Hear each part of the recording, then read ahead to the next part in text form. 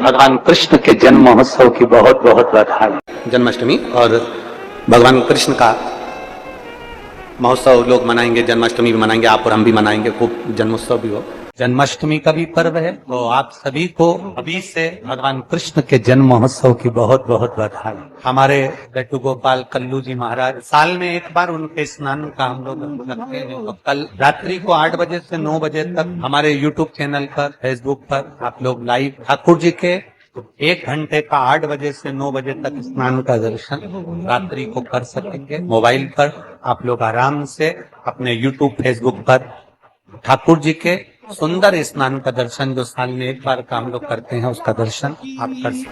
महोत्सव लोग मनाएंगे, जन्माष्टमी भी मनाएंगे, आप और हम भी मनाएंगे, खूब जन्मोत्सव भी हो पड़ेगी।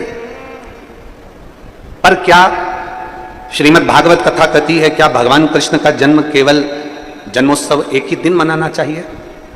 श्रीमद् भागवत कथा में वेद व्यास जी वर्णन करते हैं, सुखदेव जी महाराज राजा परीक्षित से कहते हैं कि अपने दिल में रोज मनना चाहिए कि आज मेरा कृष्ण मेरे हृदय में प्रकट हुआ है, आज मेरा कृष्ण मेरे हृदय में प्रकट हुआ है, आज मेरा कृष्ण मेरे नगर में प्रकट हुआ है, आज मेरा कृष्ण मेरी रोमावली में प्रकट हुआ है, आज मेरा कृष्ण मेरी चित्तवृत्ति में प्रकट हुआ है, आज मेरा कृष्ण मेरे नयनों में प्रकट हुआ है, आज मेरा कृष्ण मेरी श्रवण शक्ति में प्रकट हुआ है, आज मेरा कृष्ण मेरी श्वासों में प्रकट हुआ है, आज मेरा कृष्ण मेरे हृदय में, मेरे चित्त में, मेरी वृत्ति में प्रकट हुआ। केवल साल में एक दिन भगवान कृष्ण का जन्मोत्सव नहीं, रोज प्रतिदिन अपने भीतर भगवान के प्रागट्य का जन्मोत्सव होना चाहिए। 16,108 रानियां जब संतान नहीं हुई तो भगवान कृष्ण ने गुरु गर्गाचार्य बाबा को बुलाया। गुरुदेव, आप हमारे कुल के गुरु हो, आपने हमको गुरु दीक्षा दी है। गुरुदेव, हमारे यहाँ संतान नहीं है, आप कृपा करिए। गुरु गर्गाचार्य बाबा ने कहा, कृष्ण आप द्वारका के नजदीक में एक एक रानी को बिठाकर 11-11 दिन तक शंकर जी का अभिषेक करिए महाराज, और शिव का अभिषेक करना, और 11-11 दिन तक शंकर भगवान का अभिषेक भगवान कृष्ण ने द्वारका के नजदीक में नागेश्वर के शिवलिंग की स्थापना करते हुए उसका अभिषेक किया। तब भगवान शंकर प्रकट हुए। मांगो कृष्ण, आपको क्या चाहिए? कन्हैया कहते हैं मेरी औलाद नहीं है। भगवान शंकर कहते हैं आप चिंता ना करें कृष्ण, आपने एक एक रानी के साथ में 11-11 दिन तक मेरा अभिषेक करा है, तुम्हारी एक एक रानी से 11-11 संतान उत्पन्न होगी, तो 1,77,180 भगवान कृष्ण के बच्चे हुए शंकर की कृपा से। सत्यभामा जी ने रुक्मणी जी से कहा, रुक्मणी जी ये बताओ, आखिर द्रौपदी का और कृष्ण का संबंध क्या है? ऐसा क्या संबंध कि द्रौपदी को दुख आता और कृष्ण दौड़कर चले जाते, द्रौपदी को तकलीफ आती और कृष्ण दौड़कर चले जाते? ये द्रौपदी और कृष्ण का संबंध क्या? उस समय पर भगवान कृष्ण प्रकट होकर उन्होंने सत्यभामा जी से कहा, द्रौपदी मेरी बहन है, मेरे हाथ में चोट लगी थी तब उसने मुझे राखी बांधा, वो मेरी बहन है, वो मेरी बहन है।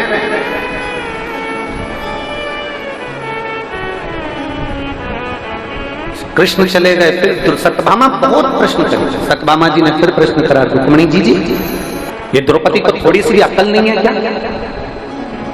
क्यों? रजस्वला धर्म से 3 दिन का रजो धर्म था इसका, और इसने हमारे स्वामी को पुकार लिया, भगवान को बुलाया और भगवान ने जाकर इसका चिन्ह बढ़ा दिया। रजो धर्म में तो स्त्री मंदिर नहीं जाती, सामान नहीं छूती, और इसने भगवान को पुकार लिया और भगवान जाकर उसका चिन्ह बढ़ा दिया। समझ में नहीं आया मुझे, तो ये खेल समझ में नहीं आया मुझे, ये खेल समझ में नहीं आया। भगवान कृष्ण फिर प्रकट हुए और भगवान कृष्ण ने कहा, सुनो सत्यभामा, शुद्ध हो अशुद्ध हो, किसी भी अवस्था में, स्वस्थ हो अस्वस्थ, घर में सो रहे हो कि पलंग पर सो रहे हो कि हॉस्पिटल में सो रहे हो, किस अवस्था में हो, परमात्मा भगवान कृष्ण कहते हैं मैं ये नहीं देखता कि आप शुद्ध हो कि अशुद्ध हो, मैं तो ये देखता हूं कि आपने मुझे दिल से पुकारा है, और पुकारा है तो मुझे जाना है। चलो, यहाँ इतनी मेरी जीजियां बैठी हैं और इतने मेरे जीजा और मेरे बेटा बेटी, मेरी माताएं भाई बैठी हैं, और जितने आस्था चैनल पर कथा सुन रहे हैं वो भी सुन रहे हैं, मैं उनसे भी पूछूं और आपसे भी पूछूं, आपके बच्चे ने, आप स्नान करके आए, आप नहा के आए और बच्चे ने गंदगी कर दी, खूब रो रहा, गोदी में लोगी कि नहीं लोगी? अरे बोलो तो जम जाए, उसकी गंदगी साफ करोगी कि नहीं करोगी? कोई दूसरा आएगा साफ करने के लिए? बच्चा कितना भी रोते रहे, कोई साफ करने के लिए नहीं आएगा। छोटा सा बच्चा, तुम नहा के आई और छोटे से बच्चे ने अपनी गंदगी कर दी, उसने उसके कपड़े को बिगाड़ दिया। माँ आई, उसने कपड़ा उसको साफ करा और उसको कपड़ा दूसरा बदल दिया। कोई दूसरा नहीं, या तो माँ साफ करेगी या बाप साफ करेगा। पिता उसको संभाल लेगा, वो कहेगा तू जा, तू अभी स्नान करके आई ना, जब पूजन कर ले और फिर कर ले। नहीं, मैं साफ कर लूंगी। छोटा सा बच्चा माँ की गोद में गंदगी कर दे, छोटा सा बच्चा माँ की गोद में सुसु कर दे, छोटा सा बच्चा माँ की गोद में उल्टी कर दे, वोमिटिंग कर दे, छोटा सा बच्चा माँ की गोद में कुछ भी करे, तो भी माँ को वो हक है कि वो मंदिर में जाकर दिया लगा सकती है और भगवान की पूजन कर सकती है। माँ को वो हक है। अपने बच्चे की गंदगी साफ करने वाली माँ मंदिर में जा सकती है, पूजन कर सकती है, आराधना कर सकती है। एक बार गंदगी करी और तुम वापस नहाने जाओगे क्या? अरे बोलो तो जम के। फिर बच्चे ने गंदगी कर दी, फिर नहाने जाओगे क्या? नहीं।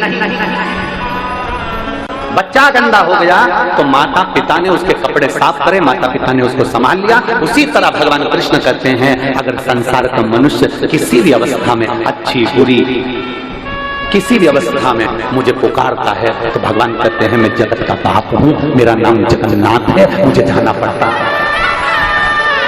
जगत का बाप हूं, जगन्नाथ हूं, मुझे जाना पड़ता है। जगत का बाप हूं, विश्वनाथ हूं, मुझे जाना पड़ता है। जगत का बाप हूं, द्वारकानाथ हूं, मुझे जाना पड़ता है। जगत का बाप हूं, बद्रीनाथ हूं, मुझे जाना पड़ता है। जगत का बाप हूं, केदारनाथ हूं, मुझे जाना पड़ता है। जगत का बाप हूं, सोमनाथ हूं, मुझे जाना पड़ता है।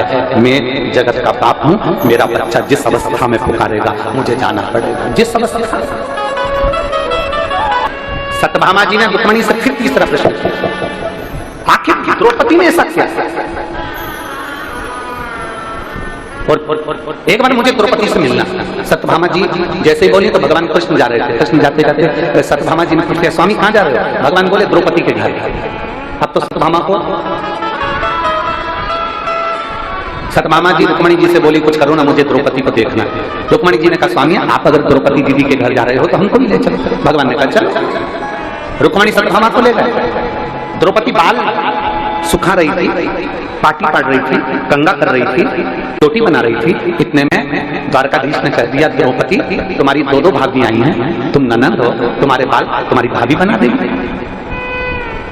इतने में रुक्मिणी भी आगे बढ़ी बाल बनाने के लिए। सत्यभामा जी ने फोन मारकर पीछे करा, तुम रुको, आज अच्छे से इसका बाल बना, आज मैं अच्छे से बाल बनाता। सत्यभामा जी आगे बढ़ी, बाल बनाते बनाते सत्यभामा जी ने एक बाल को चमचे खींच लिया।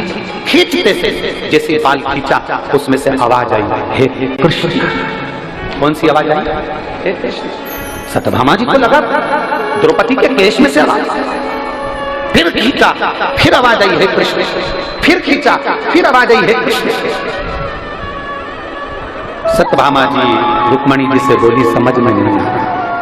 सत्यभामा जी बोली रुक्मिणी जी से, समझ में नहीं आ रहा, मैं बाल खींचती हूँ और उसमें से हे कृष्ण आवाज आती है। तब भगवान कृष्ण प्रकट होकर बोले, सुनो सत्यभामा, पूरी पृथ्वी पर कोई संत, कोई साधु, कोई महात्मा, कोई जोगी, कोई सन्यासी, कोई तपस्वी इस संसार में जन्म नहीं लिया जिसने एक दिन में 3.5 करोड़ बार मेरा नाम लिया हो। केवल एक द्रौपदी है जो 3.5 करोड़ बार मेरा नाम लिया।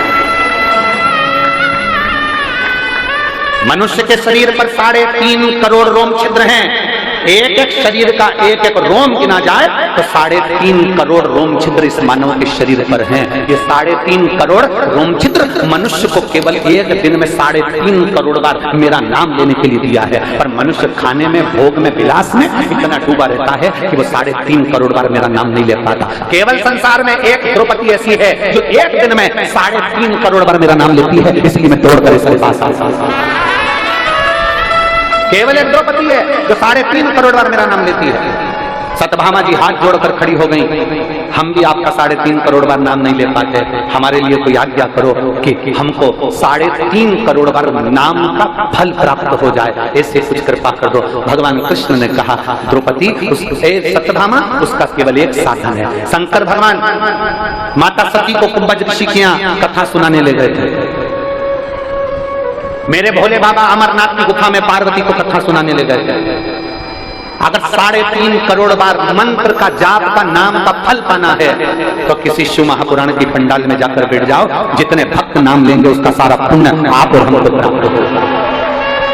3.5 करोड़ बार आप इतने सारे भक्त मिलकर जब श्री शिवाय नमस्तुभ्यं करते हो, ओम नमः शिवाय करते हो, नमः शिवाय करते हो, राम नाम बोलते हो, कृष्ण नाम बोलते हो, भगवान का नाम बोलते हो और भजन में ताली बजाते हो, तो वो शब्द टूटता है। अब ये इतने लाख लोग, 10 लाख 8 लाख लोग एक साथ, अगर 10 लाख लोग एक बार में नाम बोलेंगे तो 10 लाख नाम तो हो गए, और 10 लाख लोगों ने 5 बार नाम बोला तो 50 लाख हो गए, और 50 लाख लोगों ने ताली बजाकर मंत्र का जाप करा तो वो शब्द टूटा। टूटने के बाद 3.5 करोड़ रोम क्षेत्र में समाहित हो जाता है।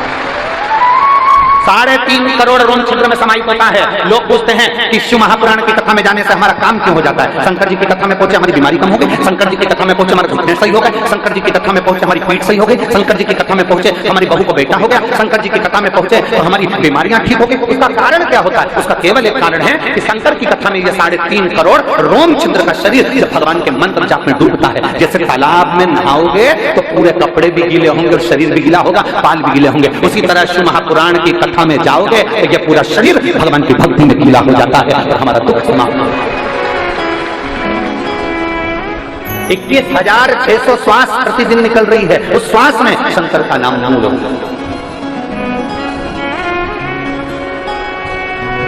ये जितनी माताएं आई ना, आपने से लिख के रख लेना, कई माताओं के पत्र अमलेश्वर महादेव, अमलेश्वर की कथा में हम खुद पढ़कर सुनाएंगे कि आपके पत्र, आपके पत्र हैं। अगर दिल से कथा सुनिए और विश्वास के साथ सुनिए, भरोसा कर सुनिए कि मुझे मेरे बाबा से मतलब है, मेरा बाबा मेरा काम करेगा, मतलब भरोसा पक्का है, मेरा भरोसा टूटने वाला नहीं है। शास्त्र कहता है अरबों खरबों राधा जी की सुंदरता को इकट्ठा करो और उसकी सुंदरता का चूरा बना के पुतला बना दो। इतना कृष्ण मेरा सुंदर था, इतना सुंदर मेरा ठाकुर था, इतना सुंदर, जो देखता स्तुप्त हो जाता। भगवान दुबले पतले थे, दुबले पतले नहीं थे, कपड़े तो सिले हुए पहनते ही नहीं था। मैया ने नीचे एक झबला ऐसा बनाया था जिसमें नीचे सोने की चेन लटकती थी, उसमें घुंघरू लटकते थे, और जंगा छोटी छोटी ऐसी मोटी मोटी, पाँव में कड़ला, हाथ में सुंदर काले मोती और सोने के मोती की पौची, गले में माला, बड़ा बड़ा आंख, आंख में भी सुरमा, सुरमा में भी एक आंख का सुरमा पूरा बिल्ला जैसा, एक सही रहता था, एक हमेशा बिगाड़ लेता था, रोता था तो एक ही मलता था, बिल्ला जैसा हो जाता।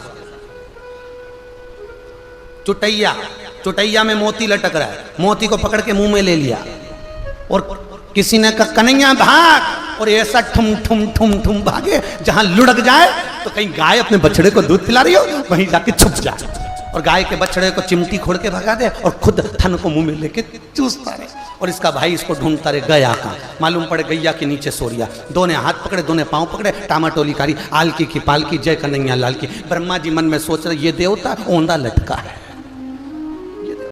तेरे पांव बड़े मत वाले, ठुमके हैं प्यारे प्यारे। हमारे लड्डू गोपाल कल्लू जी महाराज साल में एक बार उनके स्नान का हम लोग रखते हैं, तो कल रात्रि को 8 बजे से 9 बजे तक हमारे YouTube चैनल पर, फेसबुक पर आप लोग लाइव ठाकुर जी के 1 घंटे का 8 बजे से 9 बजे तक स्नान का दर्शन रात्रि को कर सकेंगे। मोबाइल पर आप लोग आराम से अपने YouTube फेसबुक पर ठाकुर जी के सुंदर स्नान का दर्शन, जो साल में एक बार का हम लोग करते हैं, उसका दर्शन आप कर सकते हैं। कल जन्माष्टमी